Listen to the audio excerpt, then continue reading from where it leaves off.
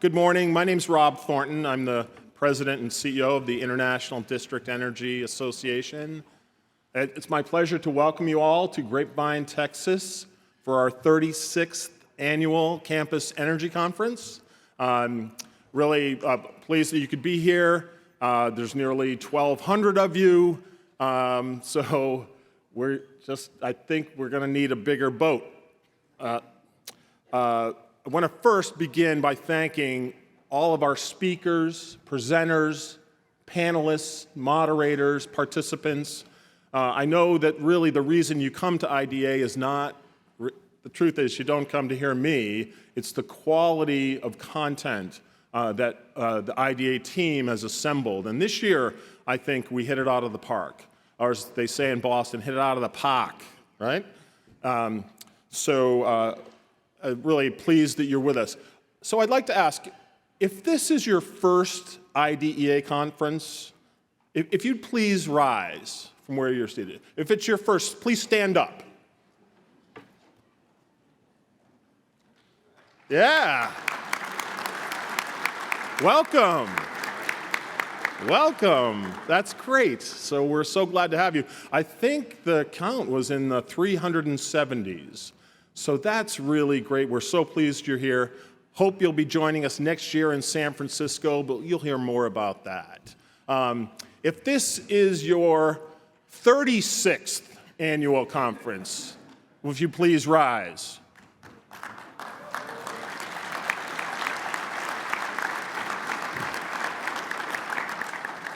Cal Ripken.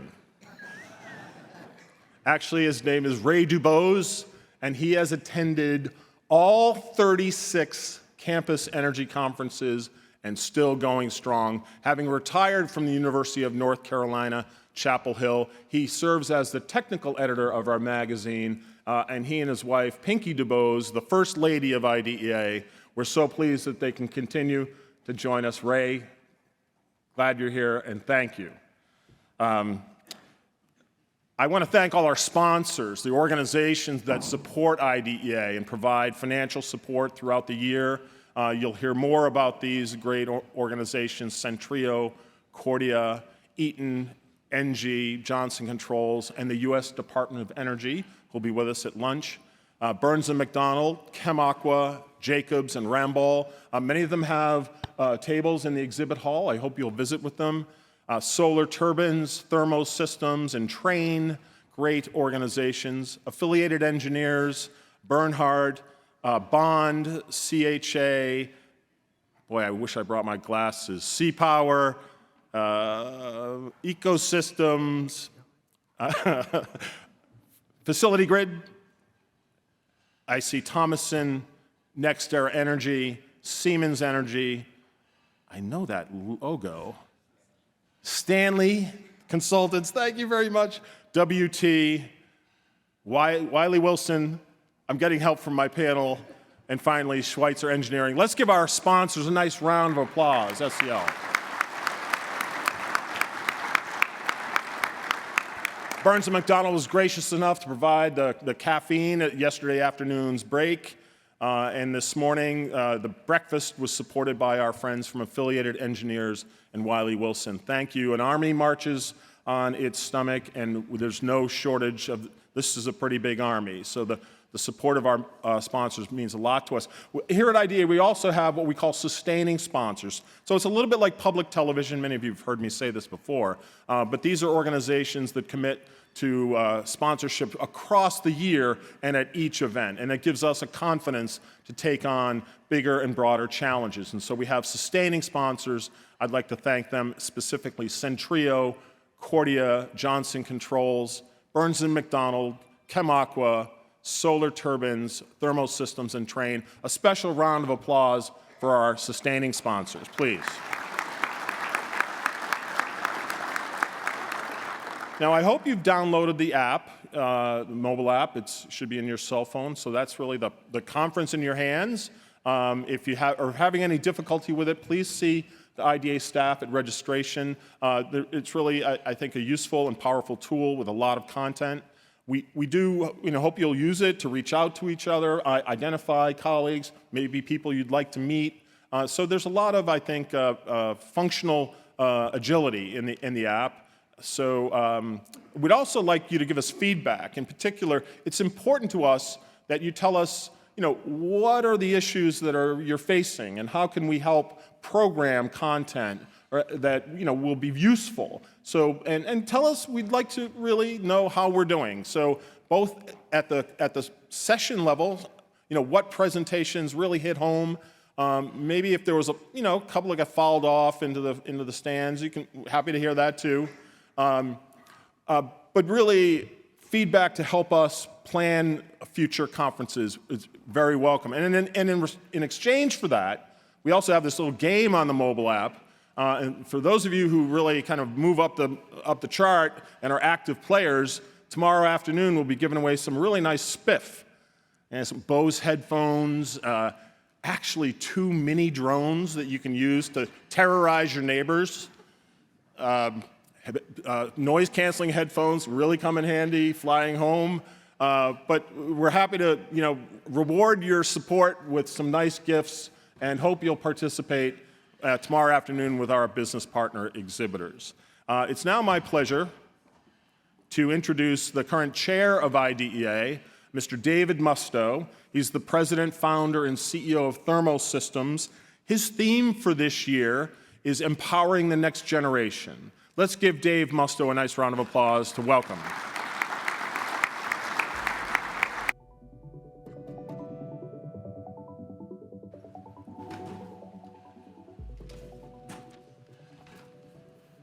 All right, good morning. Wow, what a great group. All right, as Rob said, my name is David Musto, and it's my pleasure to serve as your IDEA chair this year. On behalf of the IDEA Board of Directors and the IDEA staff, welcome to Grapevine, Texas. Welcome to CampusEnergy2023. We've got a jam-packed program ahead for you. But as we get into the program, I'd like to remind everyone, take some time. Connect with your colleagues and peers during the breaks. Make some new industry contacts. Make some new friends. That's an important part of what we do here at IDEA when we gather. We have nearly 1,200 colleagues in attendance with us, a new record for us, representing 10 countries, 55 states and provinces, and over 130 colleges and universities is awesome. I mean, Rob, we practically filled this room. So they say everything's bigger in Texas, but I want to give a shout out really to our IDEA staff. Our IDEA staff is tiny but mighty. They get a lot done with a small team. So a job well done. If you see our staff around, please say thank you. Our conference theme this year is decarbonizing the campus, planning, tools, and technologies. This week in the presentations, you're going to see that this is not just a theme, but it's actually a practice and an actuality. The presentations you're going to hear this week are not just about ideas or theoretical plans. It's about real-world projects, people that are doing real projects that are moving the needle. So I'm very proud of the work we do here at IDEA, and each of you should be too. If you were with us in June, you heard me share my theme for the year, as Rob mentioned, which is empowering the next generation. I believe it's critically important for all of us, whether you're a university partner, an industry partner like myself, or a system operator, to develop, nurture, and empower your next generation of leaders. This is something that we're doing here at IDEA, and it's something all of us need to do within our businesses and our universities.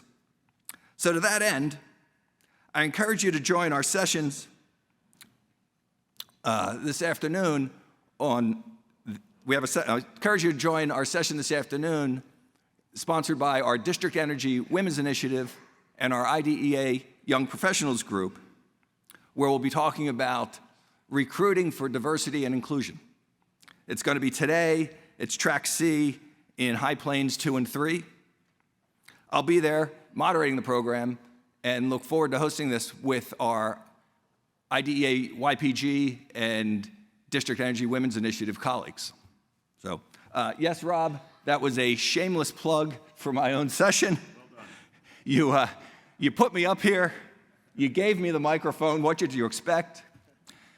At least I didn't stand up here and go on and on about my NFC champion Philadelphia Eagles in front of all of these Dallas Cowboy fans. I could have won, but I didn't. In all seriousness, thank you for taking the time, making the time to join us here in Grapevine at Campus Energy 2023. We've got an amazing program ahead for us. Let's make the most of it together. So, thank you, Rob.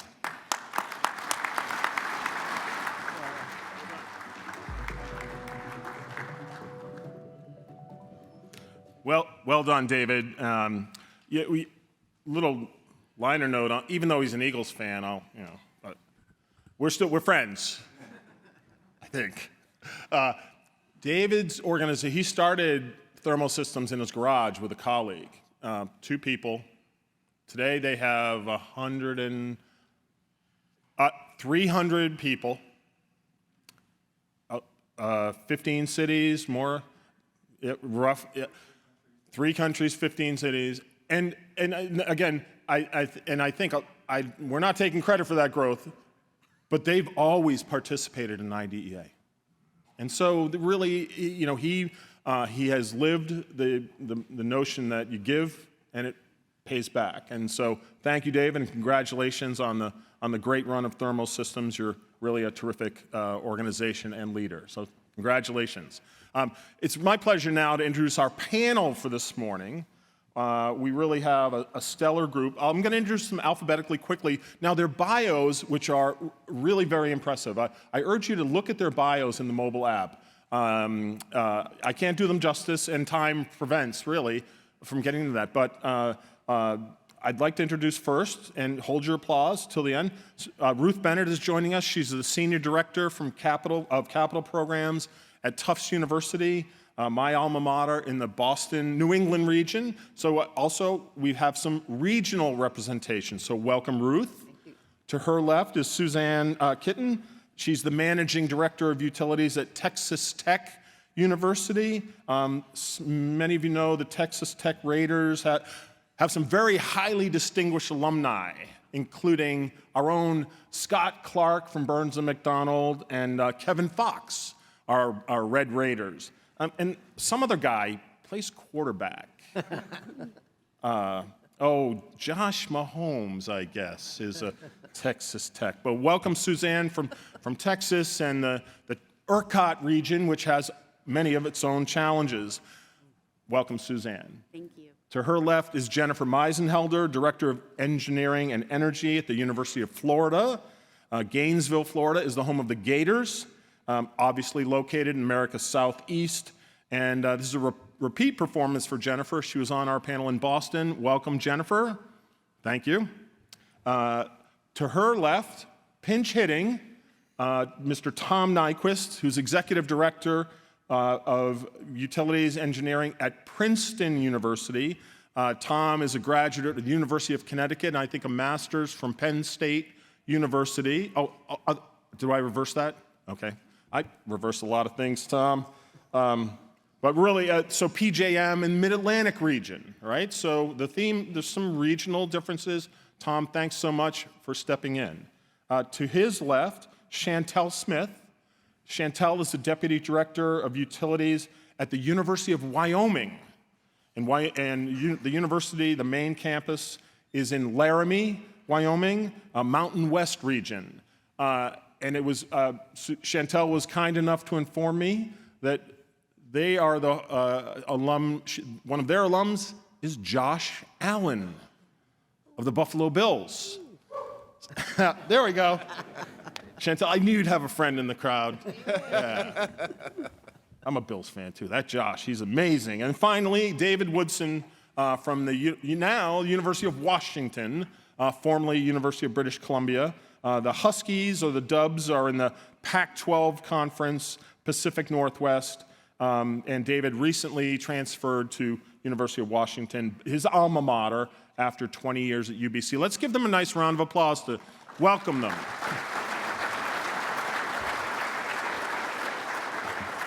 So what I've asked is for them to each, take a moment and tell us a little bit about the system on their campus, their role, just kind of paraphrase so that you're familiar with what they have and, kind of where they're at. So, and we're going to work backwards alphabetically. Dave, I'm going to start with you, and we'll come right down the panel. Dave?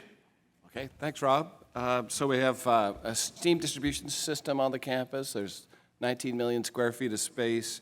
5 boilers, the oldest boilers from 1948, the newest boilers from 2000, 880,000 pounds per hour capacity. Only 14 million square feet of space is connected to the steam system, 138 buildings. We got 7.5 miles of tunnel systems, which is awesome, great asset. And it's all run on natural gas with a diesel backup, a 1 million-gallon tank diesel backup. Cooling system, we got a central cooling system, 16,000 tons, but only connected to 8.5 million square feet and 71 buildings. 16,000 tons of rated capacity distributed on a campus, so huge opportunity there with centralizing all that cooling back to the main plant. And I was specifically hired to lead the charge to decarbonize the campus based on the experience at the University of British Columbia. So he had so much fun the first time, he gets to do it again. Chantel, what's happening in Laramie? So we have 87 buildings in main campus, about 6 million conditioned space. We have a central energy plant where we produce steam from natural gas and coal, and we just finished a new hot water plant as we transition to hot water, so modular boilers, and that's a natural gas plant. We have an extensive irrigation system we run ourselves off of 6 wells. We don't make our own power, and our biggest challenges are our design temperature is minus 20 degrees. We're at 7,220 feet in elevation, and we typically have 9,000 heating degree days. You're high and cold. Well, not you. I mean, didn't mean you. Because you're actually very warm, but I didn't realize Laramie was at that altitude, higher than Denver. We're the highest Division I university in the United States. Wow, I thought UConn had that claim, but no, I'm just not actually, Ruthie. I thought it was Tufts. Excellent, Chantel. We're going to come back to you because there's some other interesting notes going on there. So very good. Tom, tell what's happening at Princeton. Tell us what you got. So we're at elevation 116 feet. Nowhere near Wyoming. And we've never seen minus 20. We're a very old institution, 4th oldest university in the country. General Washington actually attacked our Nassau Hall back in the Revolution, fired a cannonball through it. So we're very old. Wait, General Washington attacked your... Yeah. Really? Was he working for the British at the time? No, the British were holed up in the Nassau Hall. Okay. All right. So, Thank you. Princeton has a very long history. A lot of times we dig through campus and we find the foundations of an old burned-out building that we didn't even know existed. We have 9.2 million square feet. We have a steam system that dates back into the 1880s. Currently, we have a cogen power plant. It's based upon an LM 1600 Aero engine. It was one of my projects when... Sorry about that. So currently we have a cogen project. It was one of my projects years ago. Now the young engineers refer to it as the old equipment that we have to replace. And we're in the process of doing just that. We have a master plan, and we're evolving from a steam distribution system to a hot water system. And we're currently putting in geo-exchange heat pumps, and we're like in the beginning phases of that. We have central chill water, and we have the largest expansion of building space in the history of the university, which is was a good reason why we are making this switch now to hot water. A lot going on at Princeton. Thanks, Tom. Jennifer, I imagine your elevation might even be... No, actually. Okay. Yeah, we're right about that, which is one of the higher points in Florida, actually. So there's that. University of Florida is a land-grant institution. It's about 2,000 sprawling acres with other campuses all in each county in the state of Florida. We've got 75,000 students, staff, and professors, and we've got about 400 buildings, but about 60% of that is part of district energy. As you can imagine, in the swamp, as we're called, we've got a lot of chilled water. We've got about 42,000 tons in 10 different plants that are mostly interconnected. We have 2 that are still the radial type, but we've made massive infrastructure improvements to be able to interconnect those plants to help us with redundancy. As we continue to grow, one of the biggest ironic things that have happened in my tenure of 8 years is not only the envisioning of a new central energy plant, but also closing roads. Who knew, coming from the private side and working in right-of-way, that closing a road would become such a huge deal? But we've gotten the campus to accept that as becoming a top 5 university, it requires top 5 utilities. And now the campus is on board with the massive amounts of infrastructure that we're putting in. Some of our freshman students will not know campus without a major road being closed. And we're just completing about a $50 million project of 36-inch chilled water HDPE along our major campus. So lots to be done on that sprawling campus. That's interesting. It's almost like, you're bringing Boston to Gainesville. We've been living under construction for my whole lifetime, too. But interesting. Getting roads closed. Yeah. Good for you. Suzanne, what's happening at Texas Tech? Well, Thank you, Patrick Jennifer. Mahomes may have put us on the map, but I'm pretty sure most of you don't even know where that dot is on the map. We're 5 hours west of Dallas, in West Texas, in the heart of oil and gas country. We're celebrating our centennial birthday at Texas Tech, along with $212 million of research and 40,000 students. So we make a large footprint in West Texas there. So main campus, we have about 10 million square feet that we heat and cool. We have large range of temperatures. It's going to be 70s this week, and then also a day in the 50s. So a lot of swapping back between heating and cooling, and it's about 50-50. We're heating half of the year and cooling the other half. And our plant 2, it's a smaller plant, and we're heating another 3 million square feet over at the Health Science Center and University Medical Center. We just recently, as I said, oil and gas country, we're still on natural gas fire boilers. We just retubed a vintage 1967 workhorse, 200,000 pounds per hour, so we're pretty happy about that. For a big boiler, she's pretty efficient today. And at our second plant, we are installing 2 electric chillers, so to get some fuel diversification. And got a cogen plant sitting in our backyard, so TBD, not sure what's going to happen with that as we transition to the ERCOT system, moving into that deregulation space. So that's kind of the big news on campus. So, The brave new world of ERCOT. Wow. Yeah. We're going to come back to that one. Thank you very much, Suzanne. Thank you very much.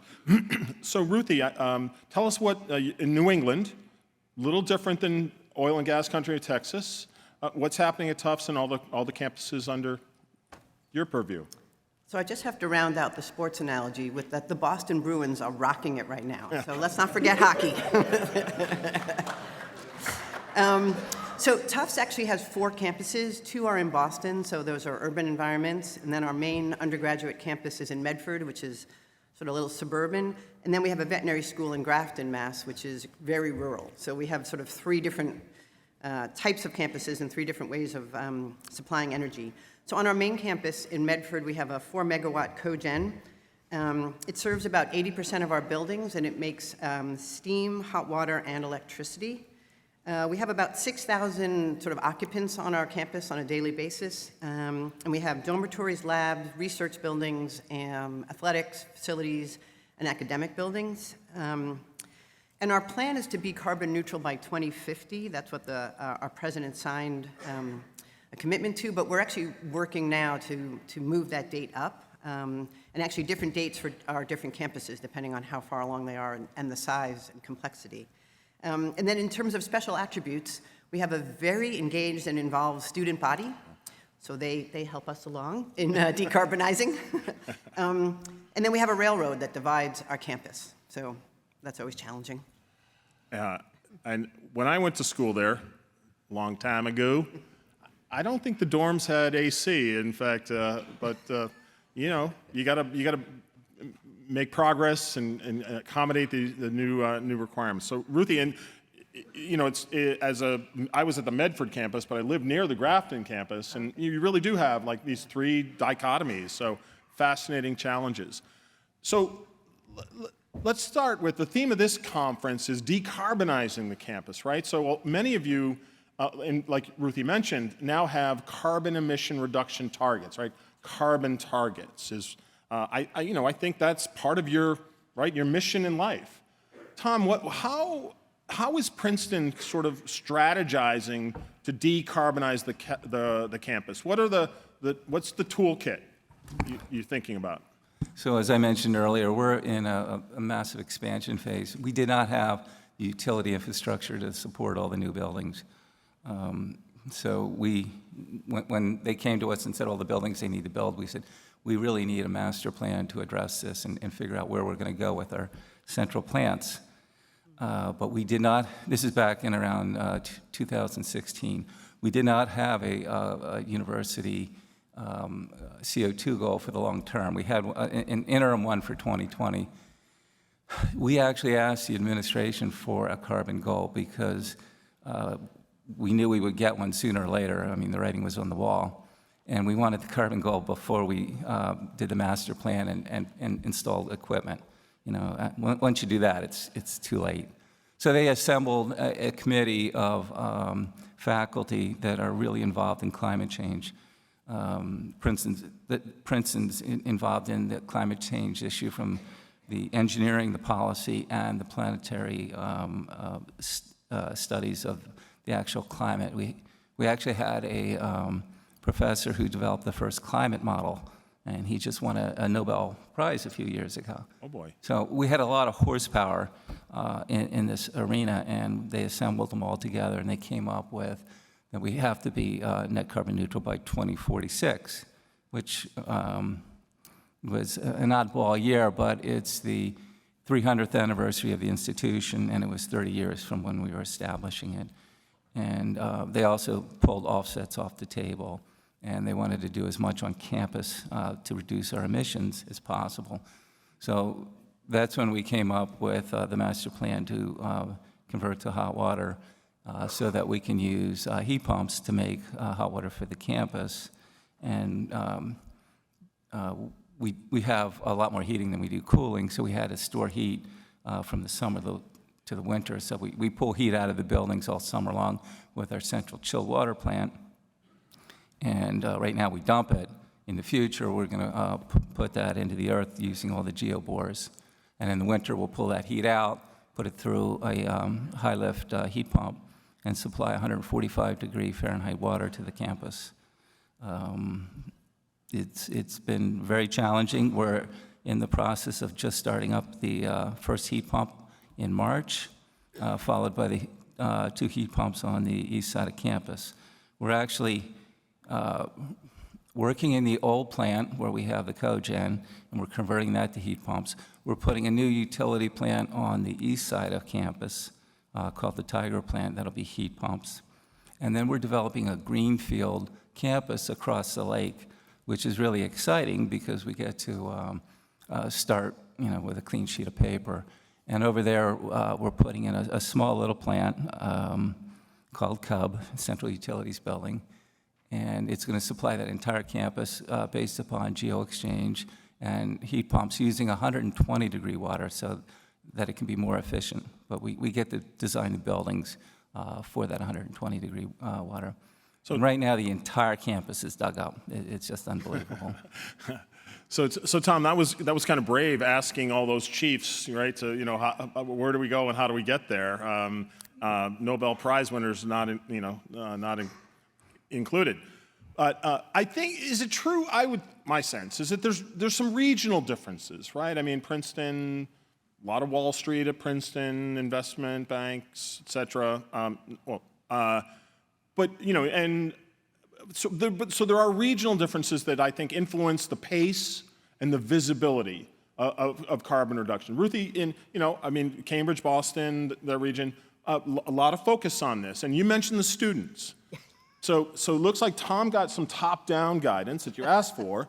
And are you getting bottom-up guidance? We're getting bottom-up push/guidance. Yeah, like I said, we have a commitment for 2050, and I think internally, but also from the students, that was just not soon enough. Yeah. And actually what we're looking at is our Grafton campus, which is less densely populated with people and animals and buildings. We're probably trying to do that decarbonization in 10 years, a 10-year plan. Mm-hmm. Again, it's a simpler campus, and they're looking at doing a big expansion, so it's good timing. I mean, we don't have a greenfield, but we have that ability to sort of build a new building and have the utilities from the get-go be hot water, not steam. I would say I think Tufts in general is very committed to decarbonizing, but the students definitely help us kind of, stay focused and moving forward. No, I mean, students have a right to have urgency, and you know what? They're going to inherit this mess, so we really do need to listen and act, right? It's not just placating. Suzanne, life is different where you are, right? It is different, yes. Yes, our students are showing up on campus in an F-250, right? So EVs aren't necessarily a discussion. I guess I would say, we don't necessarily talk about decarbonization. My sustainability manager, she is in here. And so our sustainability office of one, she made that comment to me the other day. So what we can do on our campus and what we are doing is looking at reducing energy consumption, right? So we're going to reduce our footprint in ways that might not spark that conversation with the students. We do have people that are interested in it, for sure. But we're looking at raising set points and doing some things like that where we can, improvements to exterior lighting, things like that. So we're, I guess we can say we're in the infancy stages, if you will. There's low-hanging fruit, and Yes, it makes is. sense to harvest it. And interestingly, I mentioned Scott Clark and Kevin Fox. Interesting, Texas Tech actually gave rise to some of the leaders in our sector that are implementing some very advanced plans. So, progress will happen. We're now, gonna get there. So again, the regional distinctions, right? The pressures from internal or external. Chantel, as I recall, Wyoming is one of the largest state exporting coal. And tell us how is the university sort of, okay, so in that environment, right, coal is, I don't want to say king, but important. Is it affecting the decisions you make?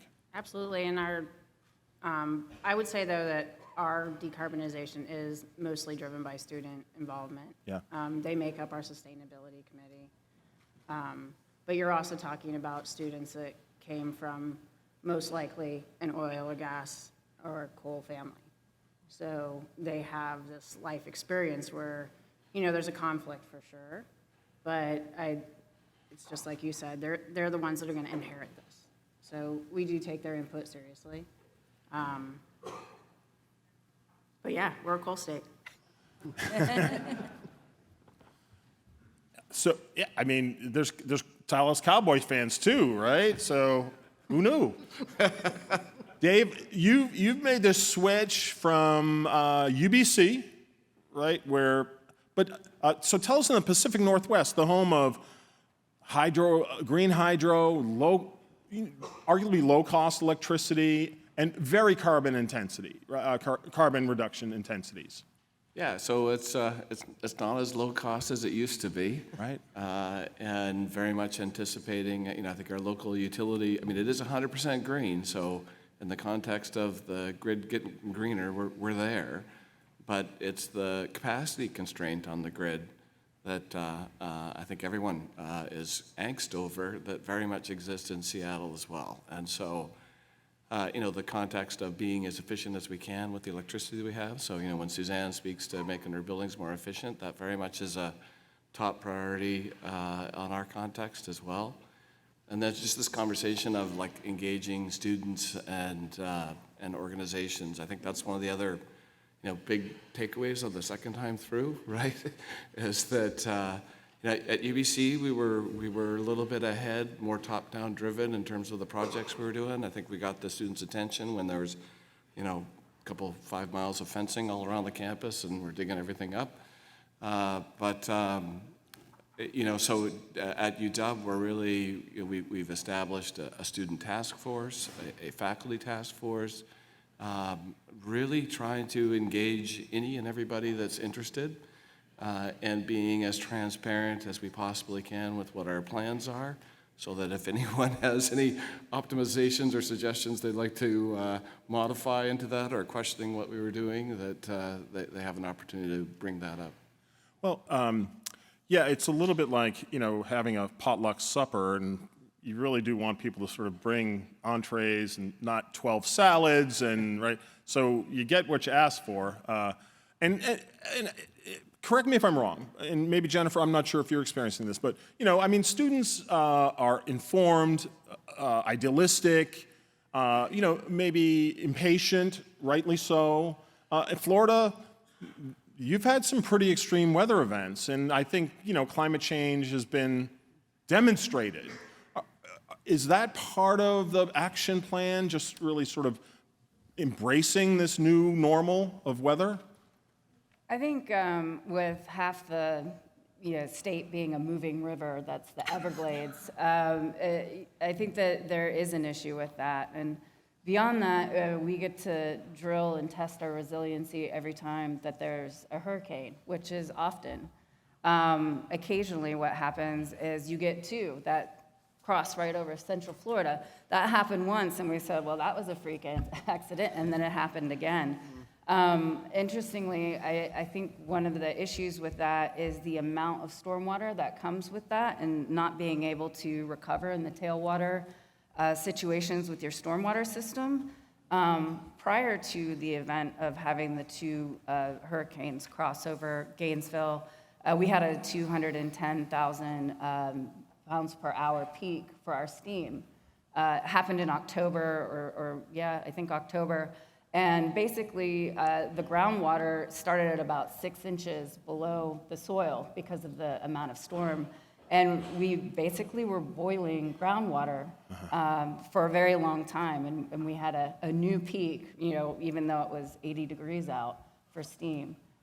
So those are kind of some of the unintended consequences of these weather events that can happen. But you can't argue with the data and what generation was seeing. And that lagged the event. It was like you were sort of a saturated sponge, and the steam system was, hey, I need more, I need more, I need more. Yes. Interesting. And couple that with the fact that more and more people are moving to Florida, Yes. and therefore there's even more need for stormwater management. Yes, interesting. If we were trying to come to this conference, I guess 2 years ago, we might have been curtailed by Storm Uri. If you recall, Texas was essentially nearly shut down, right? I mean, the grid was totally compromised, gas supply, water. It was, I don't mean to make light of it, because it was, it was a devastating event. Suzanne, how has that affected sort of the planning and the challenge of resiliency? So there's always decarbonizing and sustainability, but fundamentally, we have to be delivering resilient services. Did Uri change the outlook for Texas Tech? I think so. I think that, I guess we'll say, We did pretty well through a combination of strategy and I'll just say dumb luck. To get through that storm, we do lock about 70% of our natural gas volumes. So pricing-wise, while some of our neighbors experienced multi-million-dollar gas bills, we walked away with about $150,000 over budget for that month of February. But it's funny because we thought we were prepared, sort of. We're not subject to curtailment because we share those utilities with the hospital system. Right. But when it came to, we're running around, we're trying to fill the diesel tanks and make sure that we have enough backup fuel. Well, in West Texas, because it is warmer, the fuel gelled. We don't have those preservatives in there, so to speak, so we ended up not quite as resilient if push came to shove. Yeah, the fuel gelled, like the viscosity? You got, yes, the diesel fuel gelled. So, had we had to kick on additional generators, it just wouldn't have happened. Oh, wow. Yes. And so now that's a consideration that is in your playbook. Yes, definitely a consideration. Like I said, cogen backs up to us. It's a peaker unit. And so we were really just fortunate to kind of sail through that. But in terms of, like our boilers are just natural gas fired. So if the natural gas shuts off, we're kind of skunked. Yeah. So Uri, 10 years ago, 11 years ago, Tom, Superstorm Sandy pummeled, the Northeast, and Princeton really became, I think, the example of resiliency, right? You survived, you provided comfort and aid, resiliency, area of refuge, right, for the first responders. Looking forward, as Princeton is also looking to decarbonize, how will the CHP and the sort of the microgrid capability, will you retain that for the weather we have now? Yes, when that happened back in, I think it was 2012. The 26 kV system in central New Jersey went down. Most of central New Jersey went dark. And we had to switch over to our cogen plant, which is a 15 megawatt unit. We were not able to quite power the entire university. We had to shed some load. Since then, we have transitioned the university over to the utility 69 kV system. And it runs up and down Route 1. There's 5 circuits. And there's a substation on the corner of our property near that Greenfield campus. It's a PSE&G sub.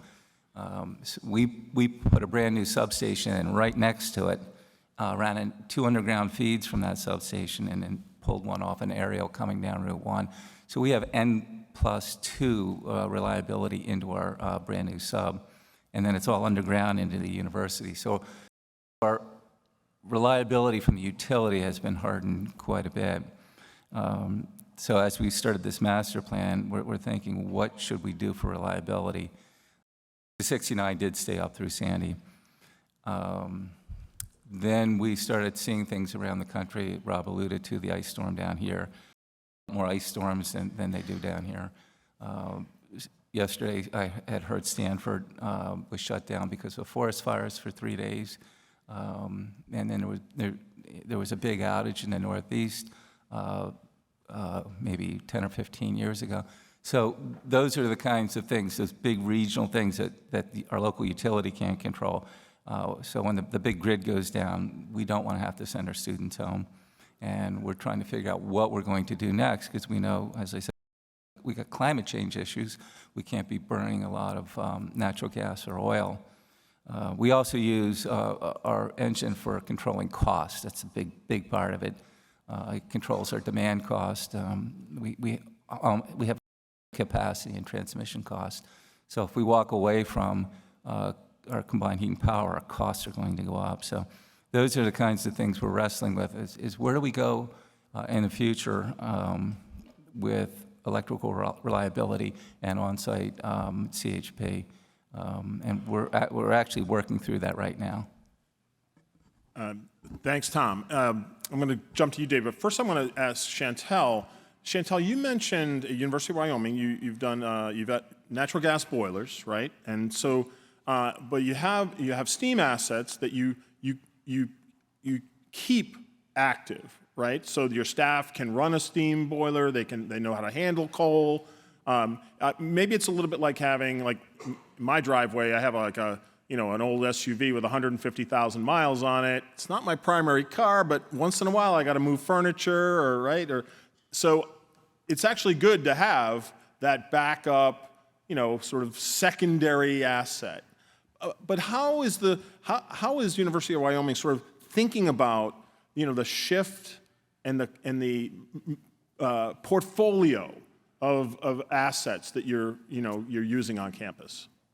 Well, I would say we have some of the same drivers that Tom has. We don't have completely reliable power for various reasons, mostly geographical.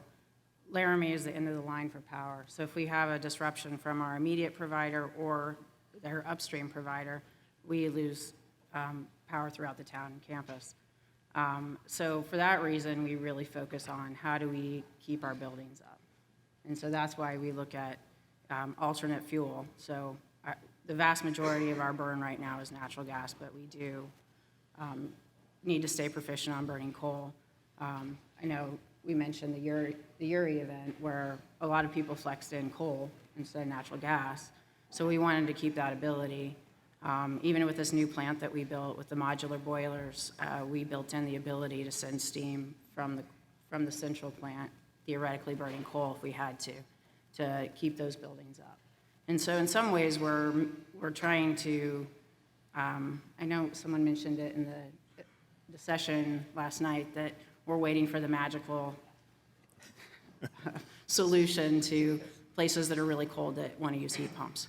So that's what we're looking at right now. We're really working with our power partner to improve power. As you all know, you lose power in a research institution, people get really excited. So we get a lot of calls and we explain we don't make the power, and I'm sure other people have to deal with that. But I mean, that's kind of what's driving us is we need to make our power more secure. In the meantime, we're going to keep our buildings up. It's a three-legged stool, right? Economy, efficiency, resiliency. It's a four-legged stool, carbon. Dave, interestingly, it was June, maybe 2 Junes ago, it was actually hotter in Vancouver that day than it was in Dubai. Yeah. Like, who would have thunk it, right? And the little town north of Vancouver, Lytton, literally burned to the ground. You were in a heat dome, it was 120-something degrees F. So how is, the Pacific Northwest and Washington and that region, how are you dealing with this new normal of extreme heat? This is a real fun conversation, Rob. This is like I'm talking to my enterprise risk manager, and talking about hurricanes, ice storms, and heat events. So the heat dome, a 1 in 2,000 year event transpired in the Pacific Northwest 2 summers ago. And one of the things we learned at the University of Washington is our chillers that are providing critical process load to research facilities on the campus came within 6 degrees of their limits of operation. And these are systems that are backed up with emergency generator power to ensure that there's no way that we lose cooling to those facilities. So really troubling. And we have the debate of so when's the next 2,000 year event going to take place on our campus? Is this like a every 5-year thing that we do now? Last year we set a record for the most days over 80 degrees through September and October. Right. So it seems like this element of new records is taking place each year. And we don't have hurricanes in the Pacific Northwest. We just have windstorms with hurricane force winds on a regular. Those are winter storms up in Seattle and Vancouver. And that's actually probably one of our biggest problems. Not from so much a power outage. We actually have great resiliency from our local power provider, but its voltage sags are significant and can wreak havoc on equipment on our campus that's not connected to a uninterrupted power supply. Yeah, I mean, I hate to sort of elucidate your worst nightmare, right? But this is the life you're in, right? It's a challenge. So in addition to like the student pressures, right, and the investment pressures and the grid aging and, et cetera, how are you thinking? So Ruthie, at Tufts you have, as you mentioned, you have like an urban campus with, mission critical medical. You have a kind of a typical leafy campus with its own little enclave. And then there's the veterinary campus, which is farmland and it's beautiful and remote. But looking ahead, right, 2050 seems so far away, 2030 is not. Right. How are you all dealing with these 4 quadrants of challenge? Yeah, right, so we had, I think 3 weeks ago in Massachusetts, negative 11 degrees. Right. Which was not with the wind chill, so it was a lot colder. And then, we'll have over 100-degree days in the summer consistently. So the things that we're thinking about are, even though we have a cogen, and it's good that there's only like one other person from Tufts here, because I'm not sure the cogen is the answer, even though it's amazing and does lots of things, but it's one big engine, and if it doesn't have gas, or we use all the diesel backup, now we got nothing. So we're looking at 3 different parts of our Medford campus to have utility distribution, which sounds like also a great idea, but then we have capacity with electricity from the grid, so everybody in New England is like, let's go electric, and the grid in New England is like, don't do that so fast, because I don't have enough power for you.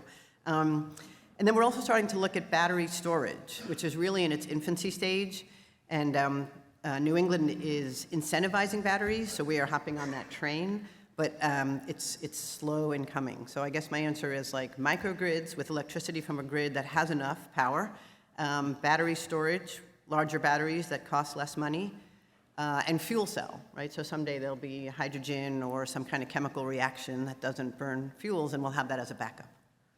Well, no, so I think, what you're saying is you need a flexible game plan to kind of have a range of sort of Darwinian solutions, right? Because you don't want to be all eggs, one basket. Right.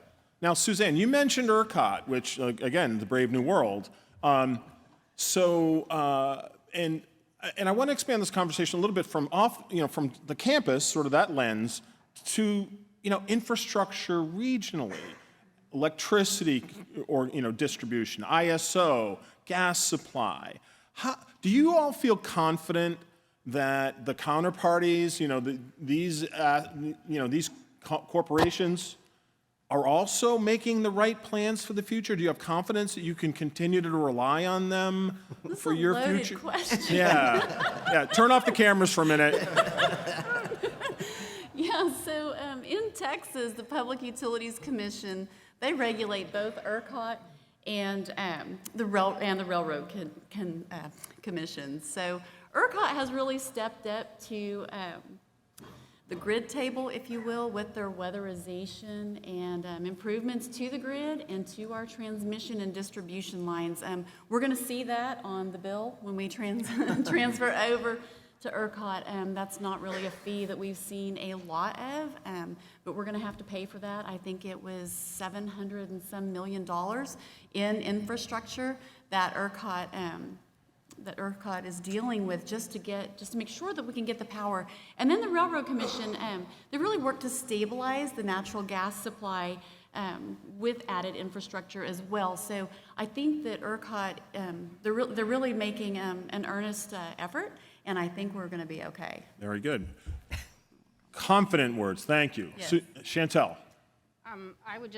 I know I was being a little facetious with my coal state comment, but we're really an energy state, and so we're seeing a lot of great things in the state. A lot of renewables. We have a surplus of wind in Wyoming, and on top of being really cold. We just had a pumped hydro plant get approved that would serve as a battery. Trying to rethink how we use our reservoirs in the state. And then TerraPower has partnered with the state to look at advanced nuclear. They have a site. They just completed year 1 of their assessment. And so looking forward for our state, too, we see a lot of reduction in carbon. Well, so you raised the point, I think, that, again, having like flexibility and like a range of solutions, because there are moments where the grid is impaired and the price goes through the roof, right? And then there's moments where it's polar vortex and gas is maybe available if you want to pay 100 times for it, right? So it's good to have a few options in your quiver, right? Anybody have any thoughts? So how do you make a plan to kind of solve for an uncertain future? Any thoughts, Jennifer? I would say diversification of your portfolio is what you have to do to a certain extent. I think we were living in somewhat of a utopia before, where we thought we could have one solution, but I think it's all the things and more. It's doing microgrids, it's figuring out your steam curtailment, it's looking at different fuels and fuel flexibility. I don't think there's going to be one solution. And I think that we need to do a better job as an industry telling that story, because at least for the University of Florida students, they have these flip the switch kind of modalities, thinking like, well, just go to 1,000 heat pumps in that building and everything will be fine, or electrify everything. And it's bogus that the grid can't support it. And we haven't given the right tools to our people coming up to really understand how complex the energy mix actually is. In order to be reliable and resilient and efficient and available and economical, you really do need to have, more than one option. Which they don't care about until they don't have electricity. Yeah, it's one of those things. You value it when scarcity occurs. David? Yeah, I mean, sometimes the lessons are right in your own campus. So two parts to this answer. I mean, one is, when we did the conversion from steam to hot water, it was like a 5 to 6 year project, and you needed the steam system running to the building while you built the hot water system that ran to the building. So, the second time through, it's like, okay, well, look, there's some natural redundancy that you have to retain the steam system anyway. So why not take advantage of that? And then on the second part, with respect to the 100+ heat pumps in every building and solve it tomorrow answer. Well, what's fascinating on our campus is that we kind of already have this distributed chiller issue where so many of the newer buildings in the last decade haven't been connected to the central plant because the investments weren't made in the central plant, so the central plant doesn't have capacity. And then what you have is all of these chillers in these buildings and some heat pumps that we don't have the technical workforce to be able to provide the reliability to maintain, or the O&M budgets to properly maintain all of that distributed equipment. And so it's almost like the lesson of that error is right in front of us. And so instead of expanding upon it and putting more high technical equipment in individual buildings, put the high technical equipment in the central plant and have like 3 large-scale district heat pumps that one can be down for maintenance while the other 2 provide service to the campus with no disruption. So it's like we can point to those things that everyone sees already and they already know, and apply those lessons to our new approach. Yeah, so fundamentally, aggregation and scale have economy advantages, yes? Tom, you wanted to add? Thanks, Dave. Yeah, one of the things that we were able to use back when Sandy hit us to minimize our electric load is our chill water storage tank. We have a huge tank out by the plant, and we had to shed a lot of load because we were limited on capacity. And so we were able to shut off all our electric chillers, and we ran off this thermal energy storage tank for a couple of days. And it happened in October, so our loads weren't real high, but they were very critical. They were all research loads at that time. And we were able to keep the research running fine using just chill water storage. And then when we ran out of it, we just ran it through again because the delta T's at that time of year were low, so that the temperature of the tank wasn't hot after it was fully used. And process loads can take a little bit warmer temperatures. So it really helped get us through. And now that we're switching to hot water, we're going to build a hot water storage tank and another chill water storage tank because of the benefits, including resiliency. So thermal storage is like having a pantry, right? So you're snowed in, but you actually have food that you can rely on, and maybe. And it sounds like you actually recycled the pantry a little bit. Ruth, yes. Yeah. Thanks, Tom. So one of the things we run into with sort of our idea of this, different distribution systems is when we're renovating a building or we're building a new building, the school that's paying for it is, I'm happy to pay for all those labs and research and offices, but I don't want to pay for the pipes. So just put the thing in the basement of my building and, deal with your central energy plant later. So part of what we're thinking about from a strategy sort of communications point of view is to explain the value ultimately. Like your operating costs will be lower if you're sharing utilities with central energy plant as opposed to having your own, boiler or chiller. And we're working on that communication. But that's part of the challenge of we understand where we should go and the district system makes sense. And the school says, I just want my nice, beautiful building with everything in the basement or maybe on the roof, and with screens so no one can see it. And then, so we're working on that communication. Let's talk about that a little bit, like communication, awareness, sort of advocacy, right, for the central plant.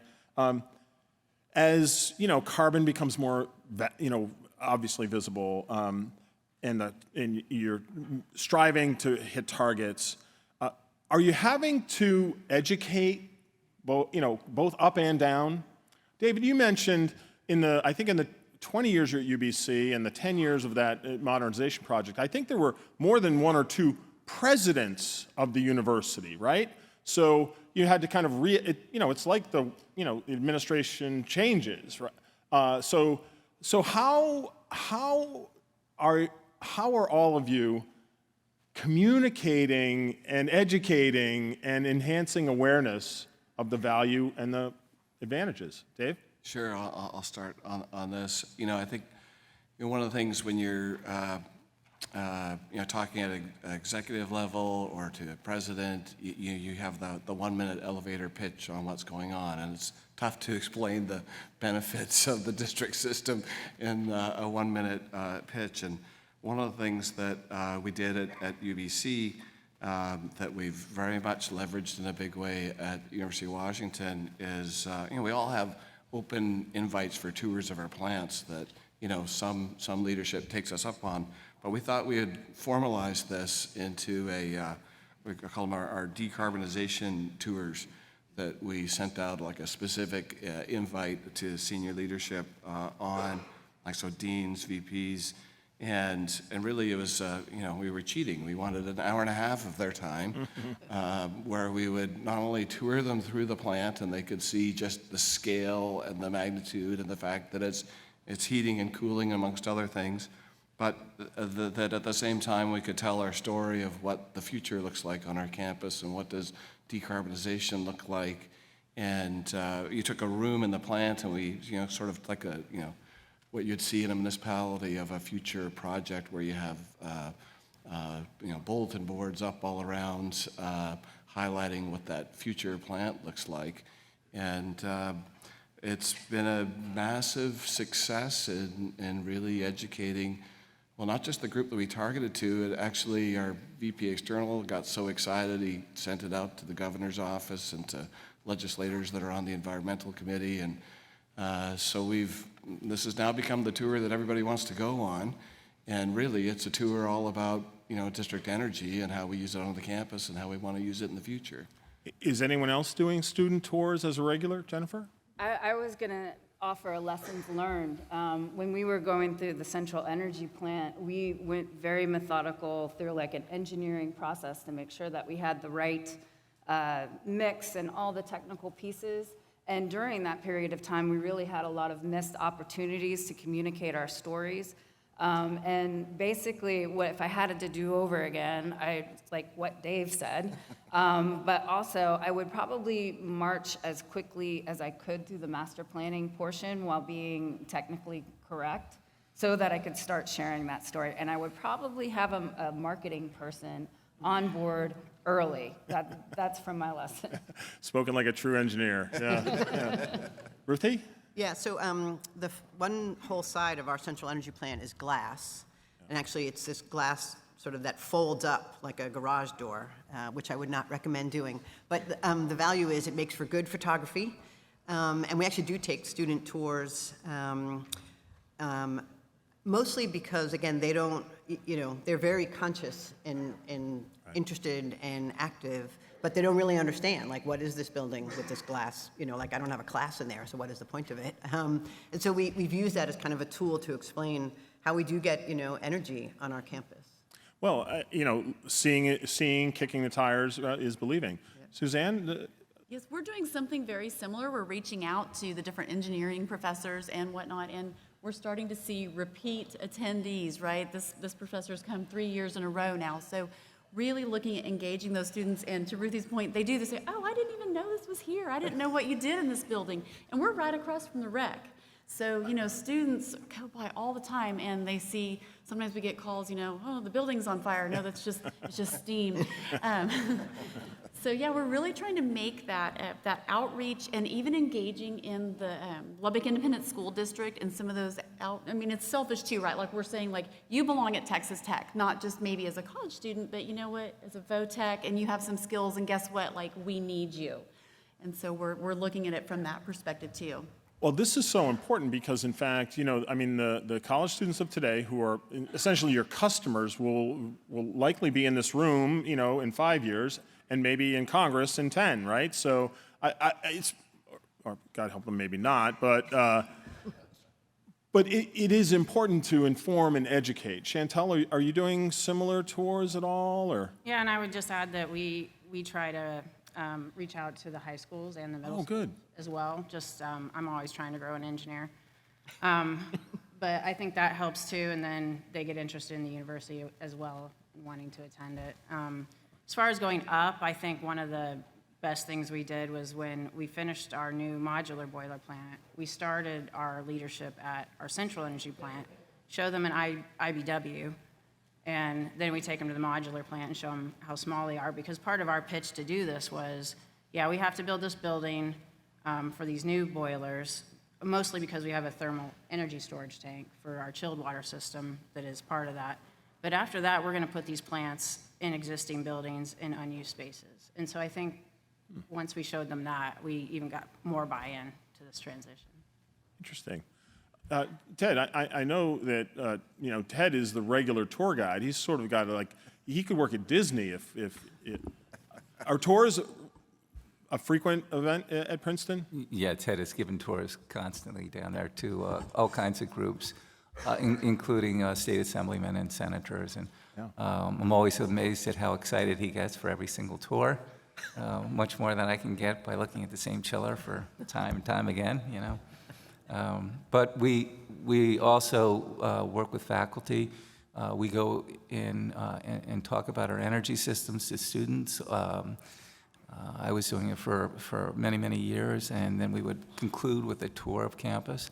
And then just recently, the student paper put out a whole article on our transition to geo-exchange, and that was quite exciting. Yeah, and so really it's important, I think, to be available to tell the story, right? And not have it written about you and not necessarily for you. Ruthie. Yeah, just a quick thing. So a civil engineering company that we work with has introduced a Girl to Engineering Day. This is for middle schoolers, and Tufts is hosting this year. And we are taking middle school girls on a tour of the central energy plant, which I would assume they've never seen before. So we're pretty excited about, expanding it to students who are probably not even thinking about college yet. Interesting. That's it. And, I think, too, when I think about what you do, Dave, please, let me lob at you. Well, I just want to add, I think it's awesome in the context of the students in middle school and high school, but it's all there's another piece as well, which is, it's legislators and people that are policymakers that don't necessarily understand district energy, and they're writing policy at a building by building level, and we've had a handful of those come through, and we think that's been really transformational in what's now happening in Washington and Seattle. So let's talk about that for a moment. Many of you, have operations in cities that are implementing, carbon mitigation and kind of rulemaking and reporting, et cetera. As Dave said, oftentimes that's like skin in, right? It's building centric, and the policies almost require, kind of electrification of the building and overlook the aggregation and advantages and scale and thermal, right? So how can we use the systems that you're operating to inform the policymakers to sort of widen the lens and, so we can participate in funding from the Inflation Reduction Act at a federal level, or climate commitments at a state level, or certainly not be impaired at a local level. Any thoughts there? Dave? Sorry, I'll just jump right back in on this one. I think the policies that they're writing are totally well-intended. Yeah. And I think it's awesome that they're wanting to sort of make a difference and change the energy landscape. I think what we're finding is that people just didn't realize what our central energy plant did or can do, or how it can be transformed. Like it's viewed as being the big, GHG dinosaur that's kind of in the way. It's a carbon source, right? It's a source of emissions. Right, and so so it's really been an education piece of informing and highlighting the benefits and the great ideas, like the idea of having all your heavy technical equipment in a central plant distributed out through a tunnel system. It worked 100 years ago, and it still is a great idea today. Yeah, Edison got some of it right? So, anyone else? Suzanne, yeah. I think it's really just demonstrating that you're a good steward of the resources that you have, right? When you have a budget that remains flat, or even at Texas Tech, like it went down a little bit, like we still have to provide heating and cooling. So I think you were mentioning too, like the more we add to the plant, our CFO we're really fortunate because we're talking about a new building. She immediately says it's going to connect to the plant. And we've achieved that just because we have demonstrated that the budget can remain the same, and we continue to add buildings, and we just do more with the equipment that we have. And again, I think the argument of scale and economy, it really does work. So public awareness. So what role can IDEA play in helping kind of elevate your stories, right? I mean, is there something that at an association, at an industry level, we should be thinking about to, I don't know, kind of aggregate the best practices? Any thoughts there? I think one thing that often goes missed in our industry is we tend to look either at the university as a myopic thing or a building as a myopic thing. And where really district energy makes so much sense is when you start talking about the district itself. It's not just heating and cooling, it's also for critical research. Yes, we have a hospital, and people don't understand the nuances of those buildings, what they need it for. And so when you look at it at a building level, maybe it's not that exciting, but when you start talking about the utility to the community as a whole, that tells a completely different story. And really, there's an ecosystem, right? It's not just power, it's not just heat, and it's cooling, and it's sharing, and wastewater, and et cetera, right? And so when you have a master plan to kind of integrate and optimize around these things, you can really have benefit in addition to resiliency. Tom? So one of the obvious things about all of this are the capital cost. And the IRA was just passed by Congress. They're trying to formulate the rules right now. So if IDA could help us know what we can apply for, know what others have applied for and gotten, and keep that conversation going so that we can all take maximum advantage of the IRA. And I think the rules are coming out in May or something like that. Yes. So if IDA could do something maybe at the annual conference or some webinars to train us into going for that kind of money, which is significant, and it applies to private institutions, public institutions, and you don't have to you don't have to get a tax credit, they'll actually give you a grant. Yeah, I think the ink is not quite dry, and we've submitted comments to the IRS. That sort of the rulemaking is happening largely at the IRS right now. But yeah, we're doing some work. We're going to continue, and we actually do need to punch above our weight a bit. Ruthie? Yeah, I was going to say, even before the IRA, there's incentives for solar power, there's incentives for battery, there's incentives for wind, but there's no incentive for the pipe to get the energy from the renewable source to the building. And again, that's sort of what we struggle with. The schools want to build the beautiful buildings, but they don't want to build the pipes. And so maybe regionally, the IDA could help think about how to communicate the value of the distribution. Because it's really exciting to look at the wind turbine. Well, it depends where you are, but not in Medford. But the students are like, where are the solar panels? We have the solar panels, but we need to get that electricity back to the plant or from the plant out. So some kind of assistance regionally to help the legislators understand the value of the pipes in the ground. Yeah, I mean, ultimately, you have your heart and you have your lungs, but you need veins and arteries, right? I mean, and that's, so I think, we have to kind of, I do a better job of explaining the infrastructure component of this. So we're rounding the clubhouse turn, concluding in a moment. But so many of you have experience, maybe some have scar tissue. Dave, you're doing this again, so God bless you, second time around. If you are a colleague in the audience and really you're at this, okay, blank sheet of paper or this is what I have, how do you go forward to kind of get your hands around, planning, implementing, evaluating, prioritizing, building, commission? What would be a valuable first step? I'll start with you, Dave. Sure. Well, honestly, if it was a blank sheet of paper, it'd be easier. Yeah. Everyone starting with the starting point of a certain set of facts. There's definitely a huge advantage of going from Vancouver to Seattle. It's very similar market, very similar conditions. What's not similar, though, for me, is the opportunities in Seattle of low-grade heat. I mean, University of Washington, we're right in the city, so we have regional sewer lines that literally are right beside both plants. I mean, it's about as close to a no-brainer. We just don't have a source to put the low-grade heat in, so hence the driver for the conversion to hot water.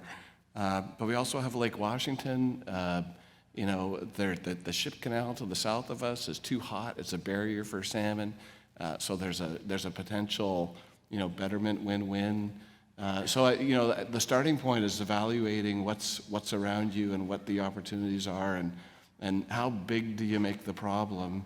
Because sometimes making it bigger might actually be the answer. So that's what Eisenhower said. He said, if you can't solve a problem, make it bigger, right? So maybe what we need to do is get in one of those Chinese white balloons and kind of get up in the air. Or maybe not, but I think what you're saying is sort of get at a level where you can kind of see not only the campus, but what's around it, right? And I think there's also a paradigm shift that has occurred, right? We're now thinking of wastewater as not an egress, but actually a resource.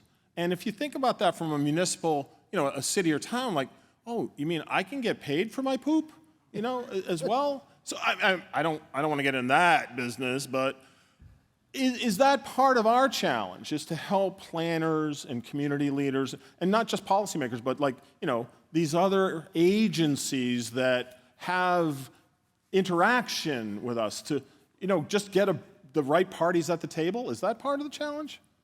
Ruthie? Chantel? Ruthie. Oh. Chantel. No, go ahead, Chantel. Our biggest challenge recently, we wrote our campus master plan and our utility master plan update at the same time.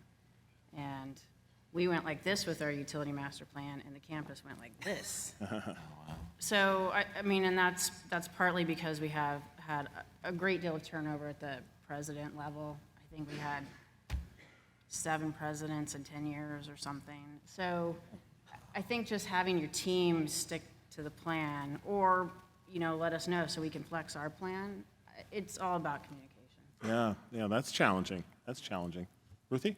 Yes, I was going to say something really banal, which is a weekly meeting, right? Everybody who's going to be involved comes on Zoom or in person, but you cannot miss the meeting because you can't do this by email. You cannot plan your utility plan by email, but I think some people felt that that was an option, and so we actually are starting, March 9th is our first sort of weekly meeting group, but it helps people focus, be committed, and sort of not go in different directions. And not so much from a municipal level, but from the folks at Tufts who need to be at the table, making sure that they're all, there. And it's like three of us, and then we go out and talk to others, but, the stakeholders are there.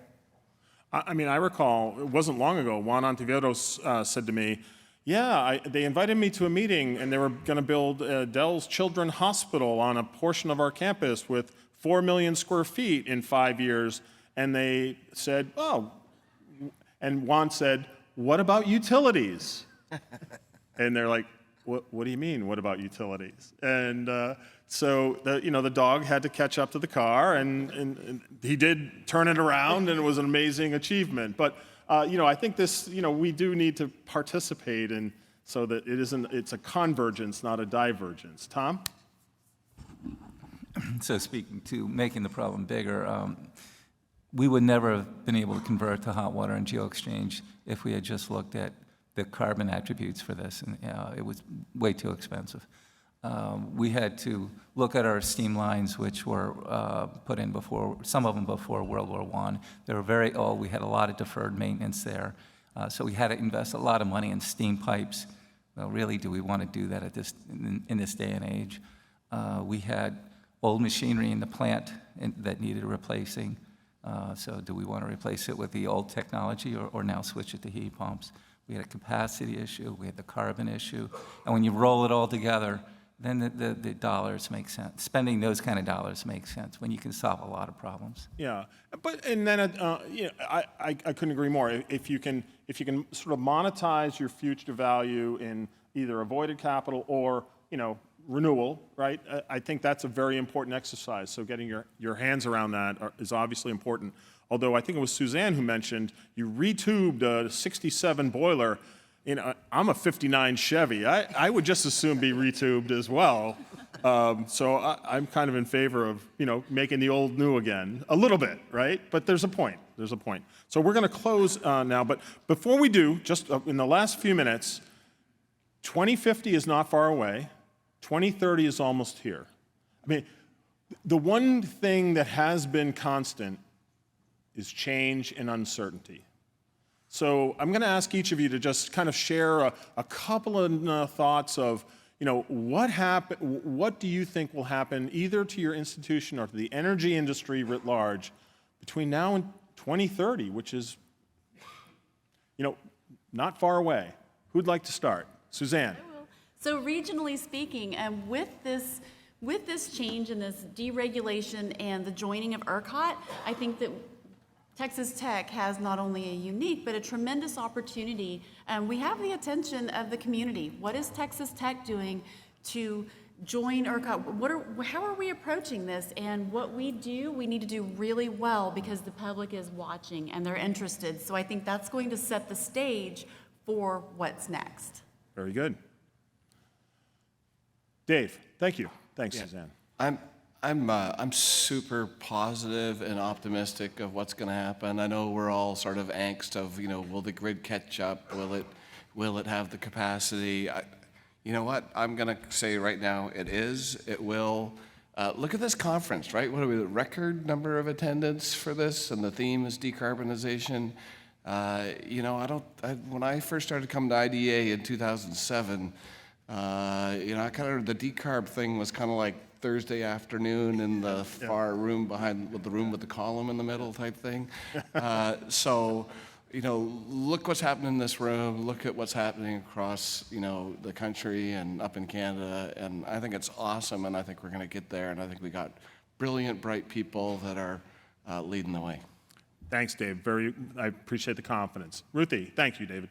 Yeah, I'm confident as well. I think what'll be interesting to see is the different energy sources. Right. You know, there's hydrogen and there's, you know, nuclear and there's fusion and there, you know, there's, and it'll probably be a mix of all of those. And I think, you know, we were sort of gas with diesel backup for hundreds of years, and probably in 10 or 15 years, we'll have 3 or 4 or 5 or 6 different energy sources, and I think, you know, energy types. So I think that's really exciting. Yeah, and I agree, Ruthie. I think that there is no one, you know, it's not one size fits all. You're starting in different places. There's going to be really a range of solutions, and I think part of the opportunity is understanding, you know, how do I plug and play these variety of options and be prepared for the, you know, continuous, you know, improvement, et cetera.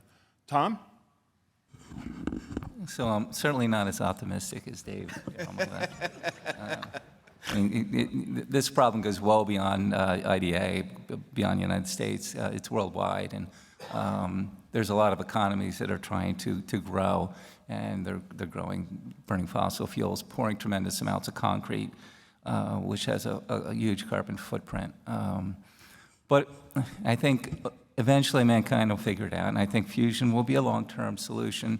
I was at the conference last year and listened to the man from, I guess he was originally from MIT. Commonwealth Fusion, yeah, MIT. Yeah, and he was very exciting, and he made it sound like fusion was around 2030 as an option, 2040. We have a research facility at Princeton, and I'm hearing much longer numbers, but eventually I think fusion will be the long-term answer. Short-term, renewables is going to play a huge piece. Off the coast of New Jersey, the governor has made a goal that we're going to have 7.5 gigawatts of offshore wind. That's a huge amount of electricity. And he's upping the ante. He's trying now to get 11 gigawatts of offshore wind. That's going to be a game changer, because to make a difference in climate change, you have to lower the carbon footprint of the grid, because we're going to plug our cars into it, we're going to heat our buildings with it, we have all the existing uses. It has got to clean up. And I'm optimistic that the wind is going to play a huge piece. In fact, our utility has claimed they're going to be carbon neutral by 2030 using this offshore wind, of which they've already built a manufacturing facility. And the utility also has several large nuclear power plants. And that really works well for us in decarbonization, because we're going to have all these heat pumps. We have electric buses, and we have all the other electric uses. When they build these offshore wind farms, we'll get all that renewable power, and we're going to really drive our carbon footprint way down, almost to zero. You'll be on the receiving end Yes. of that, yeah. And our plan has always been that we need a clean grid. Sure. Chantel, you, and then I'm going to end with Jennifer. The things I mentioned before about where our state's going with a renewable mix, I think, and advanced nuclear, I think is really exciting. I think that we can get where we need to be. And then obviously the energy in this room is encouraging, but my favorite thing about working at the university is the students. And I think they're our future. And Chantel, in her career, grew up working right next to an advanced nuclear reactor on submarines, correct? Am I? Aircraft carrier. Oh, aircraft carrier, okay, all right. And so there, I appreciate your confidence. Jennifer, and really the notion about students, because I think they really will help get us out of this situation. Jennifer, last word. Yeah, so change is constant, like you said. I really feel that in the state of Florida. Sometimes things feel like in fits and starts. Like, we care about decarbonization. Forget about decarbonization. You never know where you're going to land. And our administration is like that, too. We like to play whack-a-mole on our campus with, we're going to put a building here. No, just kidding. We're going to put it over here. So what I've learned through this exercise is flexibility, and also really believing in the tenet of doing the right thing at the right time for the right reason. And I feel like if you follow that track, you end up being able to provide your customers what they need. Do the right thing at the right time with the right intent. Very good. Very important closing notes. Please join me in thanking our panelists for sharing. Well done, ladies and gentlemen. Thank you. Before I let you leave, I just want to an initiative that IDA is starting this year it's called Carbon Count. And we'll be rolling this out. It actually is starting, where we're going to ask our members to report, like you do now for District Energy Space, how are you reducing the carbon emissions on behalf of your customers? It's a program where we hope you'll volunteer and tell us about how you're mitigating emissions and how you're achieving this. The platform, we had a small group that kind of worked with this. Sarah Turkoff from our team is heading it up.